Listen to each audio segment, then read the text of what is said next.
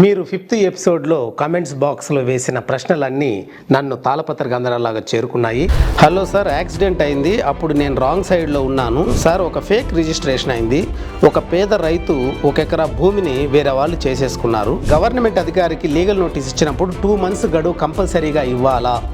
మొదటి భార్య అనుమతితో రెండో పెళ్లి చేసుకున్నాను, ఆ పెళ్లి చెందుతుందా అంటున్నారండి. గవర్నమెంట్ అధికారి నా మీద అటాక్ చేశాడు, నేను తిరిగి అటాక్ చేయొచ్చా? ఈ ప్రశ్న ఏంటంటే, సార్ ఒక మర్డర్ కేసు ఉంది, ఏం చేయాలి? How to prepare legal notice అని అడుగుతున్నాడండి. సార్ ఈ రోజు రేపు పొలిటికల్గా సపోర్ట్ ఉన్న వాళ్ళు ప్రాపర్టీని కబ్జా చేస్తున్నారు, మేమేం చేయాలి? ఒక అమ్మాయి నన్ను కొట్టింది, నేను తిరిగి కొట్టచ్చా? సార్ ఒక కానిస్టేబుల్ ఒక ఎస్ఐ నన్ను కొట్టారు, తిట్టారు, తన్నారు. Sir though I was stopped and talking, I got a challan for cell phone driving and talking. మా జేజీకి 3.68 acres భూమి ఉంది, నాకు 98 సెంట్లు, మా చిన్నాయనకి 90 సెంట్లు ఇచ్చింది. ఈ ప్రశ్న ఏంటంటే, దీన్నే స్పాన్సర్ కింద వస్తుందండి. ఒకరికి ఏదో ల్యాండ్ ఇష్యూ ఉంది, వేరే వాళ్ళు వచ్చారు, హెల్ప్ చేశారు.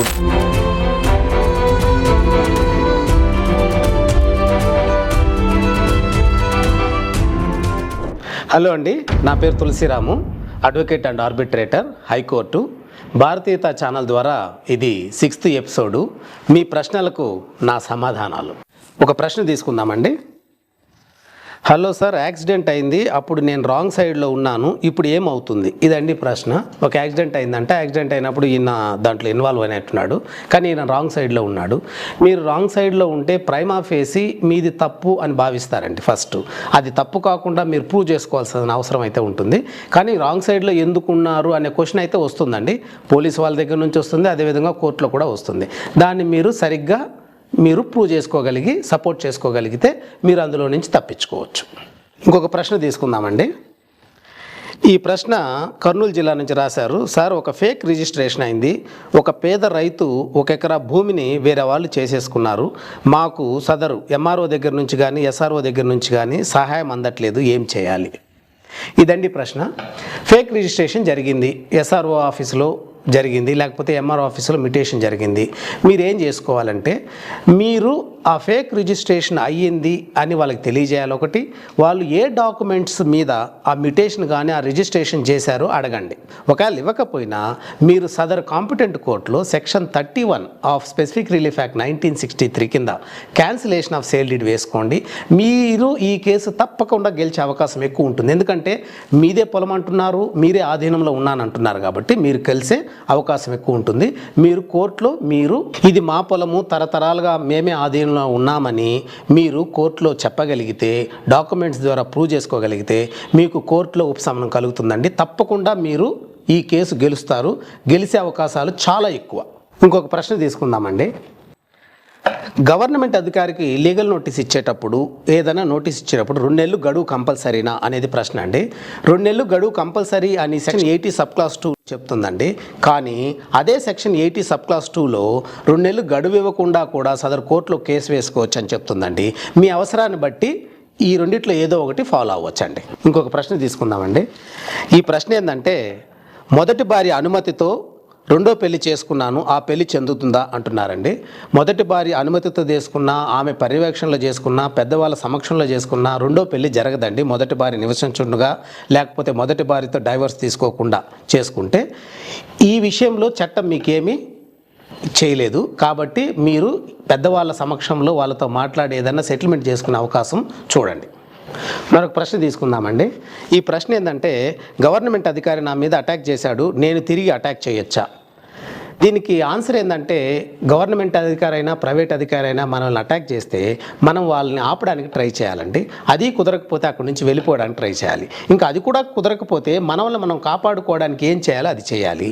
తర్వాత మీరు సదరు పోలీస్ స్టేషన్లో సింపుల్ హర్ట్ 323 ఐపీసీ సెక్షన్ కింద కానీ 326 గ్రీవియస్ హర్ట్ కింద కానీ కంప్లైంట్ ఇవ్వాలి. ఇంకొక ప్రశ్న తీసుకుందామండి. ఈ ప్రశ్న ఏంటంటే, సార్ ఒక మర్డర్ కేసు ఉంది, ఏం చేయాలి? How to prepare legal notice అని అడుగుతున్నాడండి.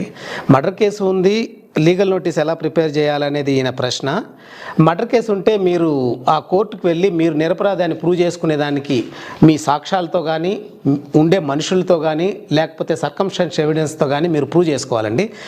మర్డర్ కేసులో లీగల్ నోటీసులు అలాంటివి ఏమి ఉండవండి. మీరు తక్షణం వెళ్ళి లాయర్ని కలవండి. ఇంకొక ప్రశ్న తీసుకుందామండి.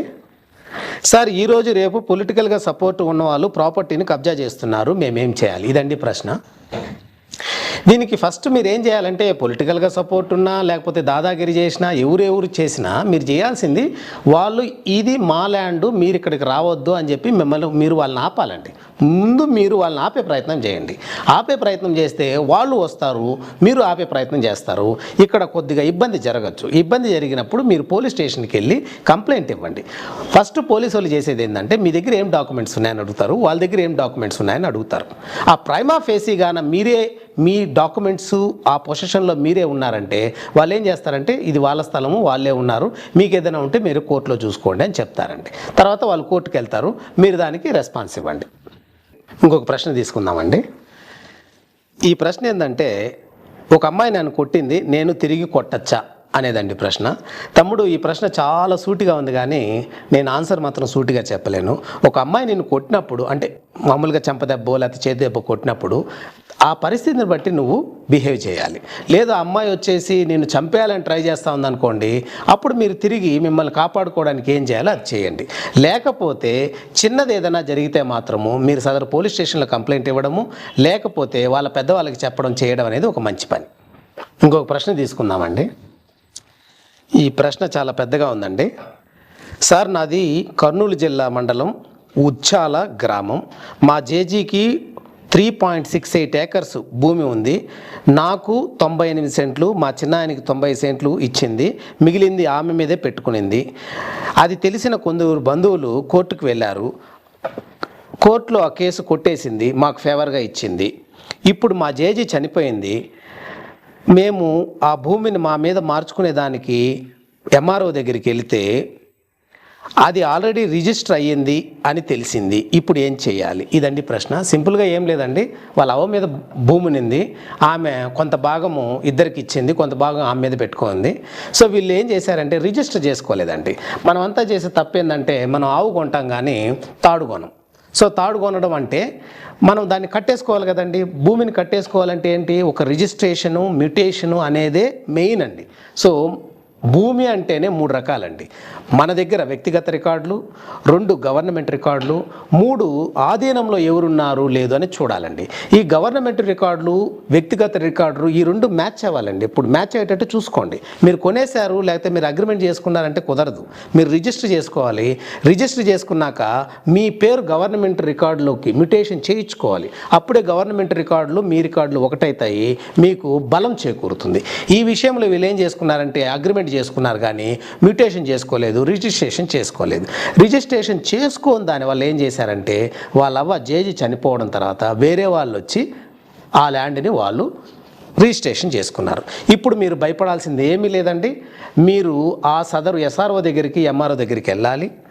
ఈ మ్యూటేషన్ ప్రొసీడింగ్స్, ఈ రిజిస్ట్రేషన్ ప్రొసీడింగ్స్ ఎలా చేశారు సార్, ఏ డాక్యుమెంట్లతో చేశారని మీరు ఒక అర్జీ పెట్టుకోండి.